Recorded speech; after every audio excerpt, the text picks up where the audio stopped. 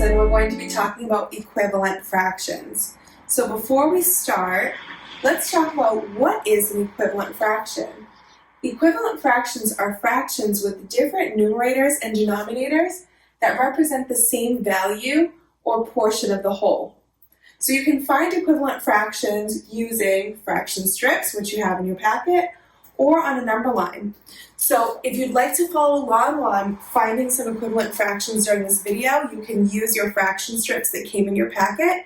And this video should help you with page 6 and 8 in your packet. I would love for you to use those fraction strips while we're doing those pages though, because they'll really help you. And so if you forget what a fraction is, I have my anchor chart here on this side, and we'll go over some things about fractions just as a quick refresher, just in case you forgot. So fractions are parts of a whole. The numerator in a fraction represents how many fraction pieces you have or are talking about. The fraction bar separates the numerator and denominator, and the denominator tells you how many equal pieces your whole is broken into. So if I'm looking at this number line here, I have whole numbers 0 and 1, and my fractions come in between my whole numbers 0 and 1. 0 is also represented as the fraction 0/4 because I've broken my number line into 4 pieces. That's why 4 is my denominator. And I have 0 pieces at 0, 0/4. Then 1/4, 2/4, 3/4, and 4/4, which as you can see is the same as saying 1 whole. 4/4 is the same as 1 whole. So if you forget any of those things, you can look over here at my anchor chart to help you. Same information, and it has some information about how else we represent fractions, like fractions as part of a group, number line, like we just said, fraction bars, and fraction circles. Equivalent fractions on a number line. So before we start using our fraction strips, I wanted to show you what this would look like on a number line. As you can see, I have 2 number lines. They're the same size, 0 and 1 are at the same points.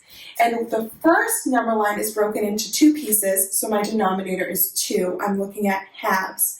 So I have 0 halves, 1 half, and 2 halves.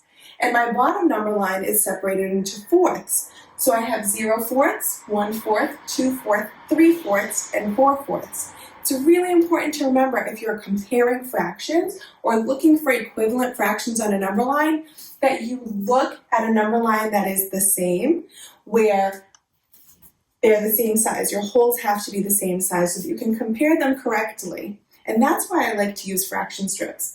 But as you can see on this number line, I'm looking for an equivalent fraction to 1/2. So I have 1/2 here, and I'm going to look at this number line that's broken into fourths, and I know that 1/4 is not equal to 1/2 because I'm not there at the same portion yet, but 2/4 is equal to 1/2, and that's how I'm going to express equivalent fractions with the sentence frame, blank is equal to blank. So 1/2 is equal to 2/4. Because those would be at the same point in the number lines. Now we're going to use our fraction strips. So if you don't have yours with you, you can pause the video so you can do this along with me, or you can watch me as I do it. So just like when we talked about fractions on the number line, we're going to talk about equivalent fractions by saying blank is equal to blank. And I have my fraction strips out, and just to prove that 1/2 is equal to 2/4 like we saw on the number line, we're going to use our fraction strips to show that. So first I'm going to take out the 1/2, and I need to remember when I'm using my fraction strips that I really need to line them up on the left-hand side. So in order to compare fractions, they need to be lined up so that I can make sure that I'm giving the correct information. So here I am with my half, and I said using the number line that 1/2 was equal to 2/4. So let's see if that's true. I'm going to take one of my fourths, and I'm going to line it up right on the left-hand side underneath. And I see that 1/4 definitely is not equal to 1/2 yet because they're not the same part of the whole yet. So I'm going to take another fourth, and I'm going to line it up right next to it. And I see that when I do that, it lines up perfectly. 1/2 is equal to 2 of those fourths. So what I found out on the number line is correct. 1/2 is equal to 2/4. Now, I would like to try another equivalent fraction, and I would like to see what 2/3 is equal to in sixths. So, I would like to find out 2/3 is equal to how many sixths? So for this example, you're going to need your thirds and your sixth pieces. So I'm going to put my fourths and my halves back. And I'm going to take out 2 of my thirds.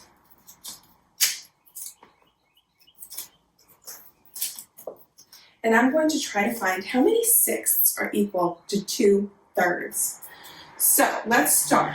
Take 1/6, line it up on the left-hand side. Make sure that that lines up nicely so that I can really make sure that I'm giving the correct equivalent fraction. I'm not there yet, so I'm going to keep going, adding my sixths. And I'm going to stop and pause because I noticed that 2/6 is equal to 1/3. So if I took this third off, I could see that that's equal. So now I can guess and make an estimate of how many more sixths it's going to take to make 2/3. So I'm going to keep going with my sixths. And now I have 4/6 is equal to 2/3. So I'm going to erase that question mark because I know now that 2/3 is equal to 4/6. And that's how I'm going to find equivalent fractions. So in your packet, you're going to look for equivalent fractions to 1 whole. So this will come in handy. And you're going to be looking for all of the equivalent fractions using your fraction strips to 1/2. And it looks like we already found one, so you have a good start. But you're going to use the rest of your fraction strips to find out what else is equal to 1/2. Good luck, you're going to do great.